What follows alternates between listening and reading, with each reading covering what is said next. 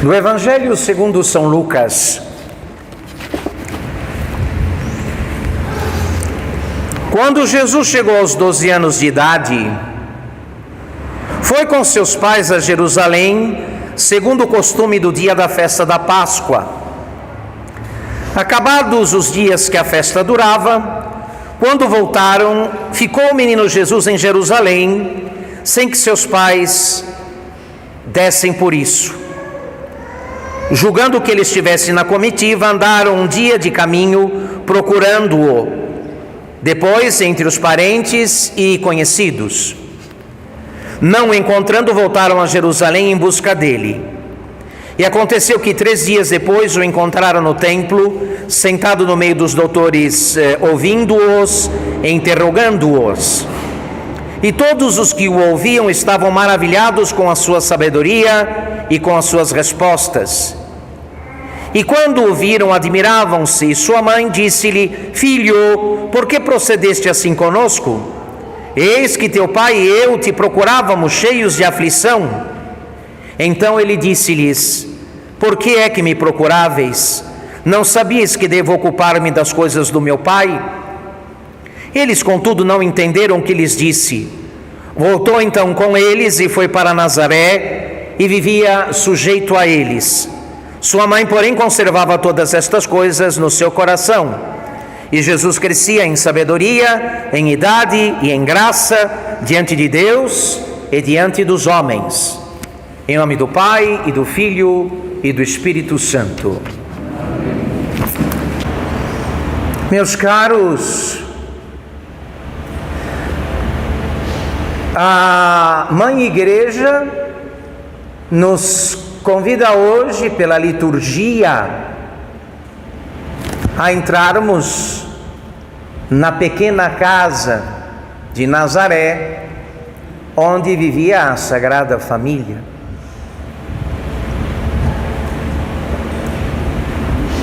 E nós vamos nos dar conta rapidamente que os habitantes dessa pequena casa têm várias virtudes em comum, mas uma que se destaca, que é a da obediência.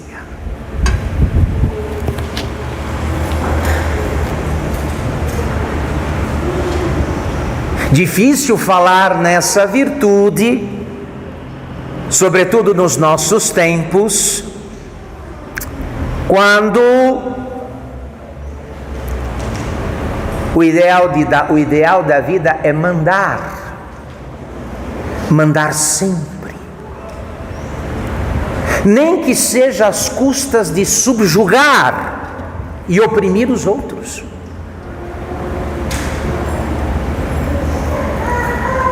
E no entanto, meus caros, estes que nos são apresentados hoje como modelos, eram obedientes. A expressão obediência, traduzida para a língua portuguesa, vem da expressão latina ob audire. Ob audire, uma preposição ob e o verbo audire, levar os ouvidos para escutar. Só há obediência onde há humildade. Só há obediência onde o obediente reconhece que não é tudo e não sabe tudo.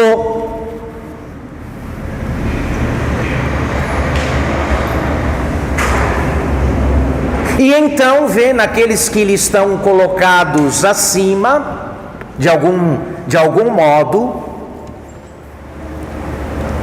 reconhece naqueles que lhe estão colocados acima a autoridade necessária, devida. Então, se nós temos uma salvação, se nós celebramos nossa salvação, foi graças aos obedientes com quem Deus outrora pôde contar. Quanto à obediência, nosso Senhor Jesus Cristo vai ao extremo, porque o apóstolo São Paulo destaca que esta obediência que Jesus manifesta desde a infância, dizendo que ele era sujeito, submisso, obediente a seus pais, mais tarde leva esta obediência que ele pratica desde pequeno até as últimas consequências. Obediência destacada pelo apóstolo quando afirma que ele obedeceu até a morte, e morte de cruz.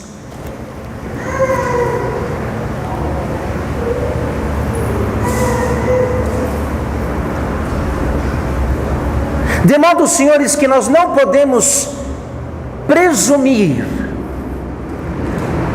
não podemos supor qualquer adiantamento ou qualquer progresso na sequela Christi, no seguimento de Jesus Cristo, se não fizermos da obediência uma espécie de irmã siamesa. Porque é fácil mandar, é conveniente mandar, mas como diz a imitação de Cristo, mais seguro é obedecer. É obedecer.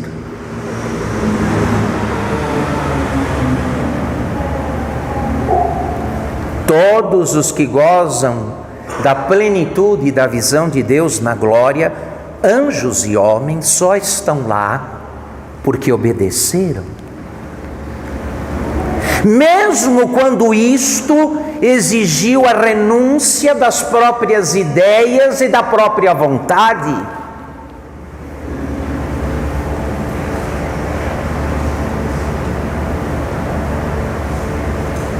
O obediente que leva o ouvido para ouvir, reconhece que tem muito a aprender e muito a receber daqueles a quem obedece.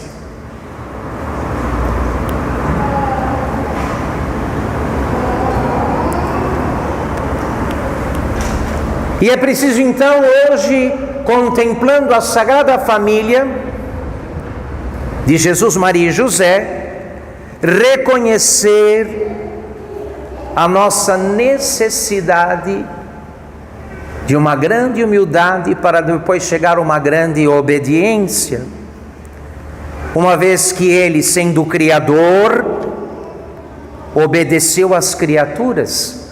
Imaginem, o Criador se sujeitou a seus pais terrenos. O evangelista faz questão de destacar, eles eram obedientes, eles eram submissos.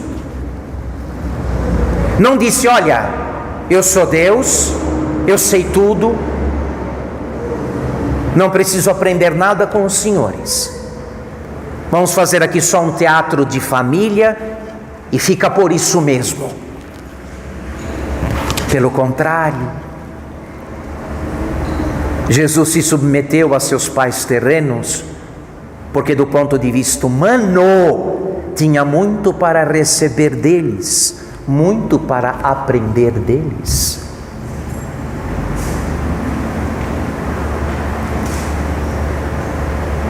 É preciso então, meus caros, que hoje abaixemos nossa soberba cabeça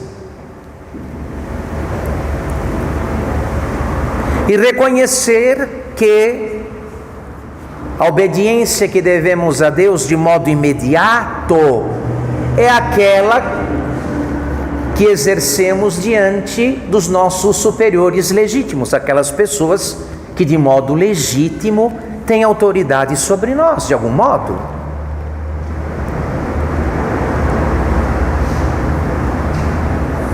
E eu aqui vou parafrasear as Escrituras: quem não obedece o superior legítimo que vê, vai obedecer o Deus invisível que não vê.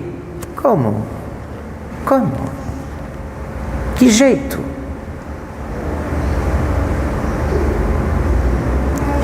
Se os senhores prestaram atenção na epístola desta missa, o apóstolo São Paulo, na carta aos Colossenses, como que dando uma regra de vida para o relacionamento, para as relações entre os cristãos, dizia exatamente isso: que a virtude da obediência, quando é consumada, ela não se estende apenas aos legítimos superiores, mas aos outros também, aos que estão equiparados, aos que são como nós. Quando ele diz: sujeitai-vos uns aos outros, submetei-vos uns aos outros. Pode parecer simples, fácil, mas não é. Não é. Somos soberbos por natureza e inclinados, de modo sistemático, a querer mandar muito e a obedecer pouco.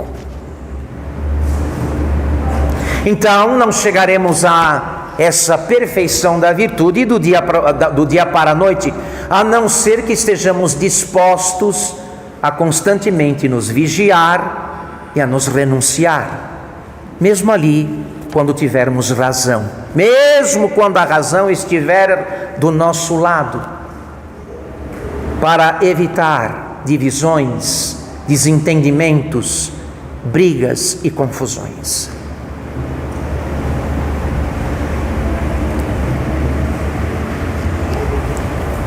Imaginem, Deus desceu de sua glória, como estamos celebrando neste tempo santo do Natal. Deus desceu da sua glória porque obedeceu ao Pai e para obedecer os homens. Então, é preciso que desçamos do nosso pedestal, do pedestal do nosso orgulho. Como é possível contemplarmos a Deus, Criador, Senhor, soberano de todas as coisas, feito tão pequeno e humilde, quando nós, que não passamos de nada e pecado, nos servimos do que recebemos para nos elevar acima dos outros e nos preferir ainda aos que nos são superiores? Isso não pode ser. Isso não pode ser. Eu repito aqui para os senhores, os nossos irmãos que agora gozam no grêmio da Igreja Triunfante, não chegaram lá a não ser pela obediência.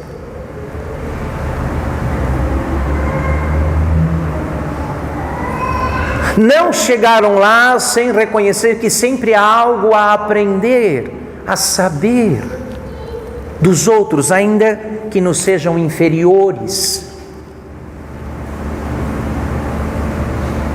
Santa Catarina de Sena era analfabeta, filha de um tintureiro, mas dava conselho aos papas. Analfabeta, filha de um tintureiro, mas dava conselho aos papas. Dava conselho aos papas. E estes a ouviam de bom grado.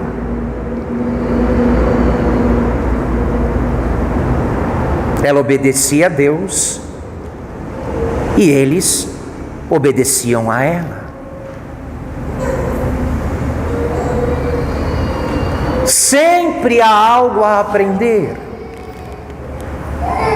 Sempre. E não nos escandalizemos caso alguém decida nos instruir e nos educar e nos corrigir por alguém que consideremos inferior, menor que nós, menos capaz, menos formado. Porque Deus escolhe aquilo que é fraco para confundir aquilo que é forte. É sempre assim. Se o próprio Deus, se Deus fez isso, Ele que tem o universo em suas santas e benditas mãos, não considerou qualquer tipo de... não se viu inferiorizado ou humilhado pelo fato de ter que obedecer suas criaturas, seus pais humanos, José e Maria.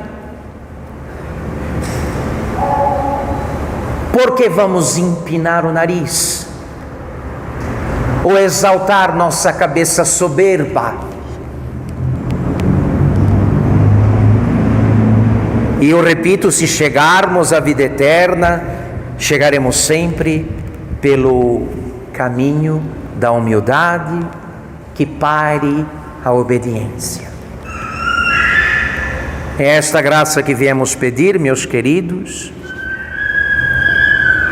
e que traz grande alegria. O introito desta missa, tirada do livro dos Provérbios, no capítulo 23, diz exatamente isso, do ambiente, da atmosfera que se respirava na casa de Nazaré. Exulta de alegria o pai do justo, alegre-se o teu pai e a tua mãe, e exulte a que te gerou. Quem pode dizer isso do ambiente do seu lar, da sua casa e da sua família? Quem? Exulta de alegria o pai do justo, alegre-se o teu pai e a tua mãe, exulte a que te gerou.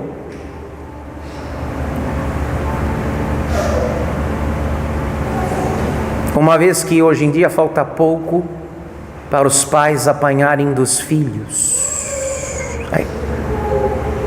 se não tomarem cuidado.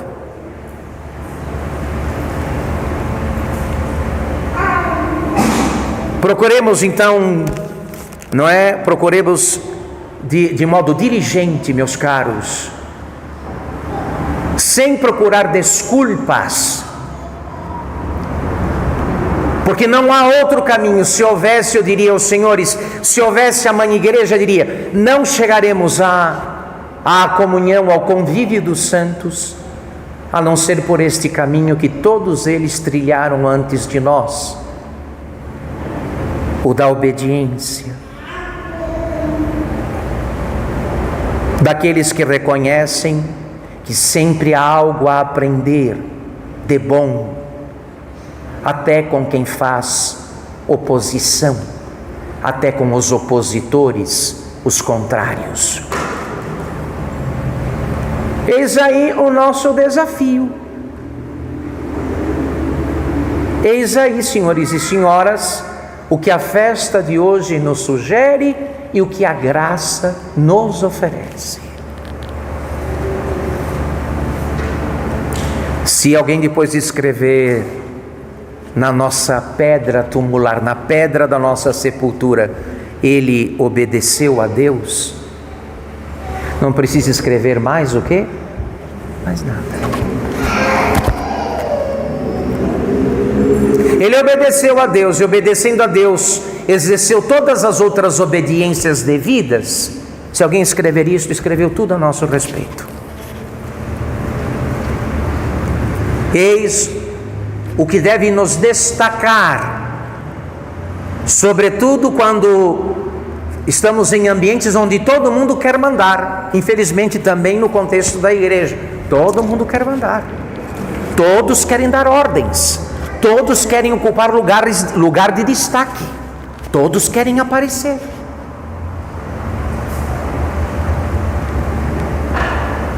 E no entanto, eis Jesus, do início ao fim de sua existência terrena, marcado, timbrado, selado com o selo da obediência.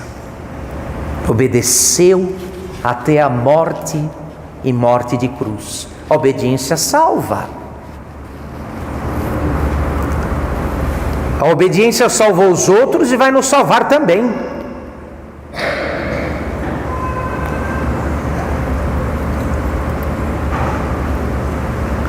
Levemos, portanto, senhores e senhoras desta Santa Missa, esta tarefa que não é fácil, mas é necessária.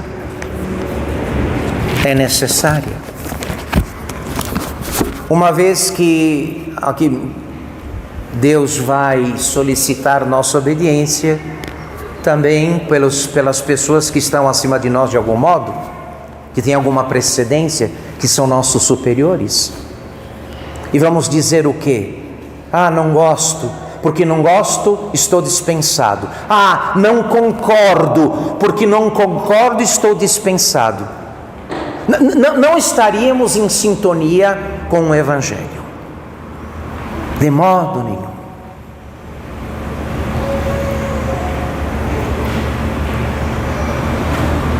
Quando ficou claro para Nosso Senhor qual era a vontade do Pai lá no jardim, no Horto das Oliveiras: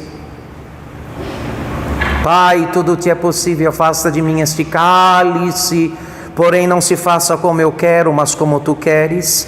Jesus foi e bebeu o cálice. Era essa a vontade de Deus, não outra, essa.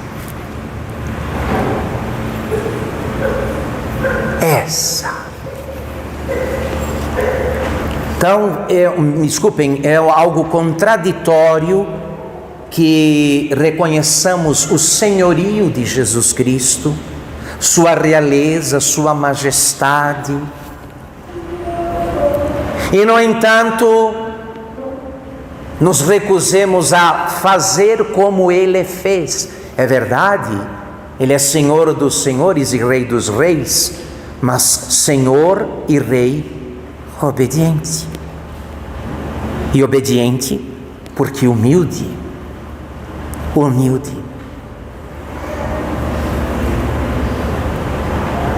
Eis o que deve nos preocupar, senhores. E esse vai ser um remédio muito eficaz, tanto para combater a nossa soberba, como esta que infesta os ambientes ao nosso redor.